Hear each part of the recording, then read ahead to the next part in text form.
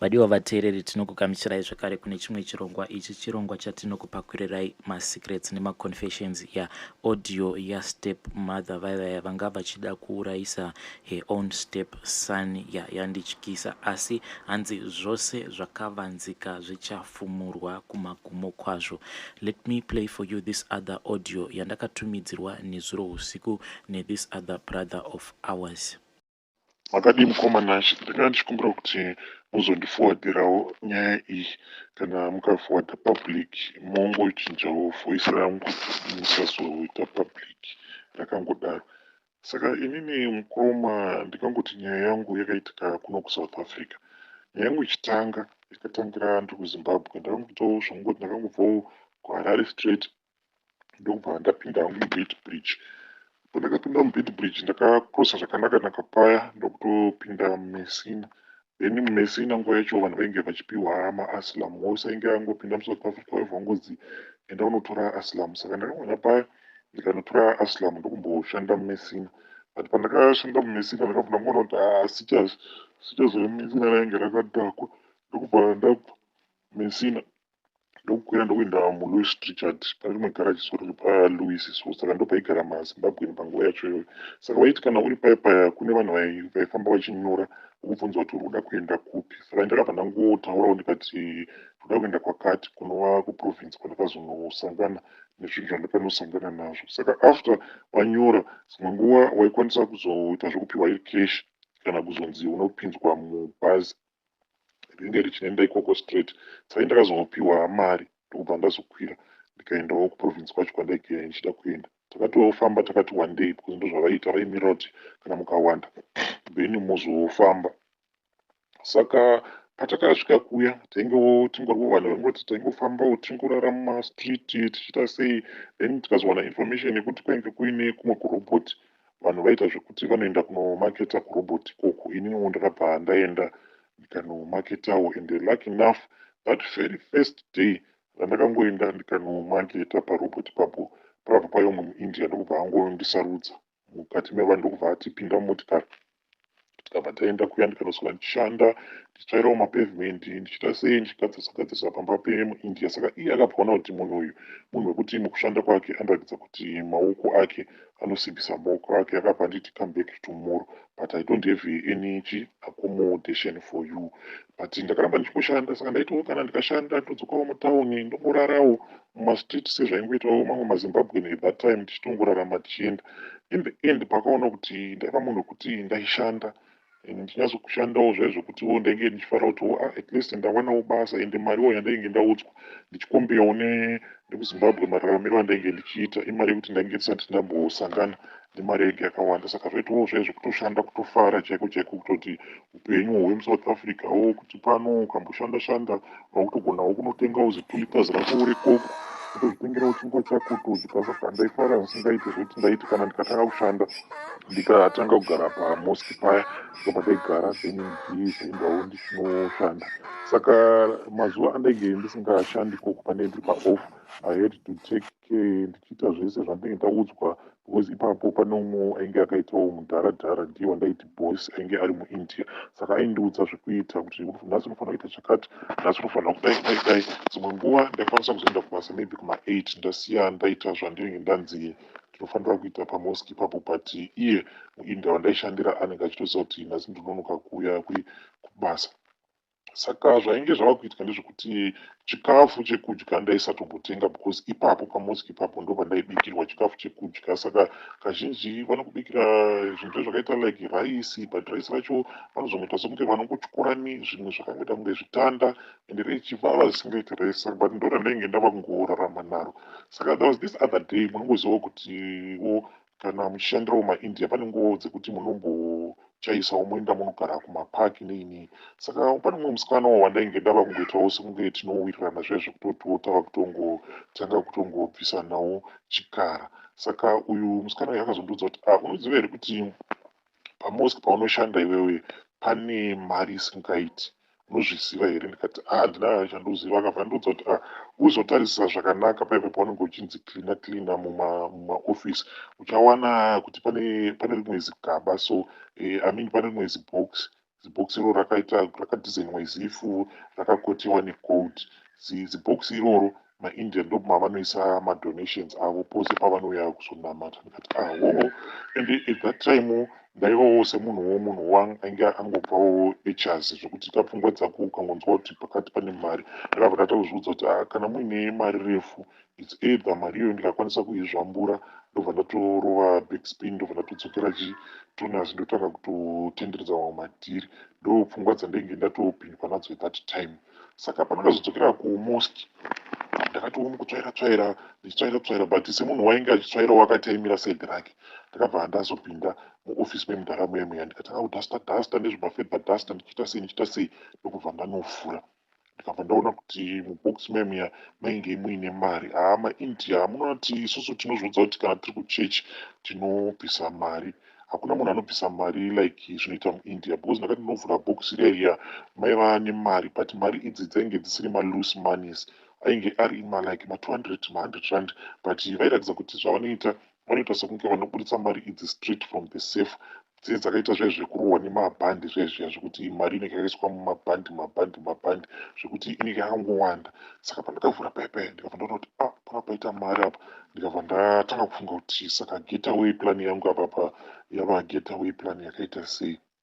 Saka chakazondinetsa maindi yekuti ndakabuda muofisi memuya pasina kana munhu akandiona but mudhara uya yakabva ndiudza kuti when you clean my office make sure that you don't touch that holy box. Akangondiudza kuti don't touch that holy box but kuti akandiona sei ipapopo hamene zvakandiona sei because panguva yacho mukoma hakuti tingati kwanga kwatova nemaCCTV camera hakwangusati kwatombova nemaCCTV camera because it is way back kusati watombova newawa maCCTV camera. Even mamwe mafoni ainge asati atombova nemakamera. Vanhu vazhinji vaingoshandisawo zvimafoni zvinhu zvezviyawo zvainge zvakangoitawo zvimanokia 1100 nezvima3310. Saka kwaisatombowa nemaCCTV camera. Saka mudharo yanditomboziva kuti akanyumwa sei kuti ndainge ndavhura bhokisi iroro. Saka kubva ipapo manje ndakabva ndashaya hanya zvamuchose plan yangu yagetaway plan yandange ndafungidzira kuti zvandichaita ndichati pandoklina ndobva ndazvomora kana mabhanduru 3 ndobva ndatodzoka kuZimbabwe. Plan idzodzo ndakabva ndakanganwa nezvadzo. Saka takati tagara musikana yaya akabva atanga kundiseka. Saka mukundiseka kwake ainditi dzimwe kana takarara paipai obva atanga kuseka because iye ainge ari muSouth African. Obva atanga kundiseka achindoudza kuti iwewe vatoita sei vatokudzungaidza watova chituta chemunhu. Saka mashoko iwawo aindibhoa because airamba achingondiudza mashoko iwawo. Ndaizomubvunza kuti what do you mean kana uchindiudza kuti ndava chituta ndava dofo. Iye akabva ndiudza kuti hauzivi kuti maindia zvaanoita vanoti ukatanga kuvashandira ukatanga kushanda panzvimbo yekuti unokwanisa kuzova neaccess yekuvabira mari yavo ubva watiza vanotanga kuti vanokubikira kana vapedza kubika vanobva vatora dota remufi. Kana vatora dota remufi vobva vasprinkler pachikafu chaicho chavasati vakupa vobva vadya. Ende kudya kwaunenge uchiita kuya unobva wakanganwa pfungwa dzose dzawainge uchifunga dzekuti uri kuda kuzovabira mari. Ende ndo zvinhu exactly zvakaitika kwandiri mukoma. Ipapo ndokumbira kuti mumbondibvunzirawo kuna vamwe vanhu kuti zvinhu izvo zviri true but ini ndoona sekunge zvinhu zvekutoti zvitori true because ndakatanga kutongonakirwa nechikafu chandaipiwa zvezvekutoti ndaiti kana ndichibva kumuindia vaya wandaige ndichishandira pfungwa dzangu ndichimofunga because ndaingoti ndichisvika mudhara uya ainge achiita sekunge ndiye anosupervisa zvose zvinoitika pamosque ipapo. Ndaisvika akandimirira akandibatira kadringi nechingwa neraisi rinenge riri mutekaway. Ndaibva ndanzwa mwoyo wangu kufara zvisingaite zvekuti ndaizoti ndikapinda murumu mangu ndaibva ndadya zvinhu zvezve zvekudya zvezvekuti ndakatanga kutosimba zvekutoti ndainge ndatova nechidumbu chekutoti ndaitooneka kuti munhu uyu ari kugara zvakanaka. Pfungwa dzangu dzose dzedziya dzandainge ndichifunga dzakabva dzangopinda mudondo. Saka nekufamba kwenguva ava maindia vainge vachirenovheta chimwe chikoro chavo chinge chiri chikoro chemamuslim but chikoro ichi hakusi kunzi vainge vachichitanga straight from the ground. Iye muindia wandaishandira ainge achindudza kuti chikoro ichi it was there even before independence. Saka chikoro ichocho vaida kuchirenovheta but it was only a Muslim school. Kana uchienda ipapo you had to be someone wekuti unenge uri mumuslim. Saka chikoro ichi zvachikaita handiti kublock kwacho kwekuti tingangoti ndiyo administration nereception yainge yakaita imba, but imba iyi yakazoconvertiwa ikabva yava chikoro, saka maclasses acho marooms ekungova manormal rooms emumba, then reception wo it was reception yekungoti it was reception iri mukati meimba. Saka what would happen is pandakazotanga kushanda ipapo ndainge ndava kushandawo as a private security. Unongoziva zve zvinoita kumaindia kuti kana uchivashandira unenge ungoriwo munhu ungoti unongoshanda ukapfeka hembe dzako, unongotengerwawo kamwe kareflector kaikaika kungoti unongoisawo pamusoro. Ende ndainge ndava kugara pachikoro ipapo because ndaifanira kuzotarisa material yainge ichiuya kuzodhilivhwa ipapo nekuvavhurira gate maindian. Ende kushanda kwangu kwainge kuri kushanda kwekuya mumaindia kwekuti unoshanda without off, zvekuti hauzivi kuti unoshanda day shift here kana kuti night shift, because ndaingoshanda ndiri one security.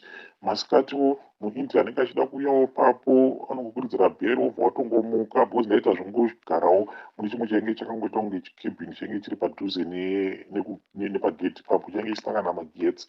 Saka ndaitoti kana ndakuda kubika ndobva ndaenda unobikira mumba muya and also kuchajisa mafoni angu. Saka zvainge zvakakuitika ndezvekuti at that time pane kamwe mukomana kandakazombowirirana nako kainge kachigara padhuze nepachikoro ipapo, kainge kari kamuSouth African. Saka ndokakandidzidzisa internet. Ndaisatombosiva kuti chii chinonzi internet, but manje kamukomana zvakakazondiita manje. Musi wandakatambira manje kakabva kauya kakabata foni, ndainge ndakabata Samsung, kakauya kakabata Samsung imwe E250, ndokubva kati ndokutengesa foni yangu. Ndo ainge atori mafoni aidhura at that time. Foni iyoyo ndakaitenga 800 rands, Samsung E250. Apa inini ndainge ndichitambira 650. Saka ndakazotokwereta muindia iyoyo ndaishandira, ndokumbira kuti mundikweretesewo 150, ndobva ndawedzera ndikatenga Samsung E250 yaya ne800 rand, zvekuti mwedzi iwowo ndaita zvekuti ndaipinda mutauni apo nepapo. Pandopinda mutauni ndobva ndaenda ndononhongerera madomasi neonion. Ndakapedza mwedzi wose ndichidya sadza nemadomasi neonion because ndainge ndatenga Samsung E250 iyoyo. But manje zvakaitika manje, uyu mufanira wemanje ainge andivhara because foni yacho yaakanditengesera yainge yakafa bhatiri, zvekungoti yaingoshanda iri pabhatiri. Kana ukangoibvisa pabhatiri chete yaingoshanda kana 20 minutes yobva yatodzima, obva watoidzorera futi pamagetsi. Saka iyewo futi at the same time ainge andidzidzisa chimwe cheapplication. So nguva yacho kwainge kusati kwava nezvinhu zvakaita sana Facebook nei, vanhu vaita zvekushandisa imwe yainzi Mixit kana kuti Migi 33. Chainge chakaita kunge chiapp chekuti kana ukapinda machiri so waingosarudza nyika yaunoda, obva watanga kutotaura nevanhu vekunyika ikoko kana language yaunoda, obva watopinda muchat, vaiti chat room yakaita kunge group, obva matanga kungotaura nyaya dzakangosiyana-siyana. Kana muchida mozoenda kuinbox, obva matanga kutonyengana kuinbox ikoko. Kana muri mukomana nemusikana motanga kutongoita zvamunoita pafoni ipapo. Saka zvinhu izvozvo zvaindinakidza zvisingaiti, zvekuti ndainge ndangova munhu wekungoti ndaingogara ndiri kumba kuya kwandati ndokwainge kuine maclasses. Ndofunga kwaiva nemaclassroom 4 nereception neofisi yaprincipal vacho. Saka ndaiti ndaenda ikoko ndobva ndanogara ikoko kana maindia vadzokera kudzimba dzavo, because vainge vava kuuya kuzonamatira pachikoro ipapo. Painge pavakwa imwe hall, saka vaiuya kuzonamatira pahall ipapo. Saka zvavaiita ndezvekuti after work vaiuya kana kwati svibei vobva vauya vonamata. Saka inge ichifanira kunge ndiri pagedhi ndichiti anenge apinda ndobva ndamuvhurira gegedhi ndobva ndavhara, because vanotya kubirwa motikari dzavo zvisingaiti. Saka chaindinetsa ndechekuti sometimes ndaiona imwe motikari iyi ndaiti pandobuda muchikebhini changu yaibva yangonyangarika, because motikari iyi every time yainge ichidhiraivhwa nomumwe munhu ainge akaita kunge munhukadzi. Saka zvaindinetsa kuti pandinonobata gedhi munhukadzi uyu aibva angodisappear. Ende chaindinetsa ndechekuti arivhesa nguvai, adzokera nguvai, because ndaizobuda gedhi ndobva ndambozama kutarisa, but usiku zvinoitika ndezvekuti kana motikari ikarivhesa kunyange ikaenda unofanira kunge uchiona malights ayo aya ekumashure, like painodzika mabreak, unofanira kuona kuti apa motikari iwe iri kuenda uku, but ndaibva ndaona kusina kana motikari. And also maindia ava vaizoti kana vachaisa paya vava kudzokera vakudzokera kudzimba dzavo. Ndaizoona kuti motikari yemukadzi uya uya ndo yaizopedzisira kubuda, aitondisimudzira ruoko. Saka zvaindinetsa kuti uyu muIndia uyu chiko chiri kumboitika paari. Handina kana kumbogara ndamuvhurira gedhi apinda nguvai wai azobuda gedhi apinda nekopi because vainge vakafenzeredza all over and yaiva negedhi 1. Ende chimwe chinhu ndechekuti ava maindia kana vachiuya kuzonamata vauye nevakadzi vavo, vakadzi vanonamata kwavo ende varume vanonamata kwavo, but always motikari iyi dzimwe nguva ndaikwanisa kuti maybe ndinenge ndaonochera mvura kureception, then ndozonzwa bhero kugedhi. Pandomhanya ndichienda kugedhi ndabva ndaona kuti kune motikari yakapaka munenge muine mukadzi wemuIndian, but pandinonobata gedhi kuti ndivhure, patinozongonocheuka motikari yayo hakusisina. Saka zvinhu izvozvo zvaigara zvingondinetsa kuti what is going on here. Zvinhu izvi zvainge zvingori weird kwandiri, zvainge zviri zvinhu zvokuti zvaisatombonzwisisika at all. Saka zvakazoitika ndezvekuti sezvo foni yaya yandainge ndakatengeserwa nemufana yayo yaiva foni yekuti yaingoshanda iri pamagetsi, saka zvaikonzeresa kuti ndaizoti kana maindia vadzokera kudzimba dzavo ndaizonopinda kuya mune rimwe classroom, because classroom ini ndainge ndakaisarudza because ndaikwanisa kuona zvese zvainge zvichiitika kugedhi, ndichitira kuti kana muIndia akazouya ndaibva ndabuda mbambayamaya ndobva ndamhanya. Saka umwe musi ndakati ndakagara paya, saka ndaenda kutoita zvekutogara ndakawanda because ndainge ndanzwa kuti pane umwe security ainge angobva mukurohwa nematsotsi pane pamwe pawarehouse, because pane matsotsi ainge ava kufamba, vaifamba vakaita zvekurovera zvipikiri papuranga, zvokuti chipikiri vakarovera chipikiri chonobuda nerimwe saidi vobva vakurova vakasangana newe vobva vakutorera foni kana chavanokutorera vobva vatotiza. Saka ndainge ndakutya kubatwa nematsotsi, saka ndaita zvekupinda mukona ndobva ndahwanda, but ndakadongorera kugedhi apa ndichitaura nevanhu pamixit kana kuti pachiapi cho chepamiki 33. Saka ndakatarira foni yangu zvezviya, ndakangonzwa kuti mve ndokubva ndatosimudza musoro wangu. Saka pandakasimudza musoro ndakabva ndaona kuti murumu mandainge ndiri maita sekunge maiva nemunhu, ndokubva ndatobatwa nehope. Ndakangobatwa nehope, ndakangobata foni yangu kudai so, ndokubva ndabatwa nedzikirira. Dzikirira rakandibata musi iwoka idzikirira rainge rakaoma zvisingaiti, zvokuti parakazongondiregedza ndakabva ndaona sekunge pane munhu futi ainge ati mve, but akaita sekunge ainge achibuda murumu mandainge ndiri. Ndakangosimuka ndiri bara kana foni yangu ndakabva ndangoikanganwa, ndokubva ndamhanya ndichidzokera kuchikebhini changu chaikiya. Handakana kuzombodzoka the whole night, ndokubva ndamboita futi mazuva, ndokubva ndamborarama izvozvo zvokuti ndinoenda ndichinochekisa foni yangu. Saka umwe musi manje ndakati ndakagara futi muchikebhini changu, saka chikebhini ichi chaiva nemaglasses on the other side zvokuti you can see both sides. Saka ndainge ndakatogara ndokubva ndangotarisa kumagrounds, kwaiva negraundi renetball nebasketball, kune graundi futi kunotambirwa football. Saka vainge vakaisa rimwe zitowerlight, like mazitowerlight aya anoiswa almost like mumastadium, zvokuti right kana riri on waita kuona from corner to corner, corner to corner. Saka ndakangoita sekunge ndangotarisa kumagrounds kwaiko, ndobva ndaona kuti kumagrounds kwainge kuchifamba mumwe mukadzi ari mukadzi wechiIndian, because ndakaziva nezvipfeko zvake kuti uyu mukadzi uyu muIndian, but aifambisa manje achiita sekunge ari kufamba achidzokera kuimba kwekwe kwandati ndokwaiva nereception nemaclassrooms. Aita zvaizvokufambisa sekunge munhu anonoka kana kuti chii. Saka pandakaramba ndakamutarisa iye akabva amira, ndokubva atarisa kuchigardroom kwekwe, ndokubva atanga kufamba zvezvespeed zvaizvokuita kunge munhu ari kuda kutomhanya akananga kuchigardroom. And at that time ndainge ndakarohwa nerimwe dzikirira risingaiti. Dzikirira rakati rakaramba rakandibata, ndakabva ndanzwa kuti pamusoro pechigardroom paya pakatanga kuita sekunge munhu ari kukanda matombo. Izvo pane mumwe muIndian ainge akatopaka motikari yake achiridza bhero, iye akatondiudza kuti I've been standing here parking my car for quite a long time. I want to make sure that you are going to get fired.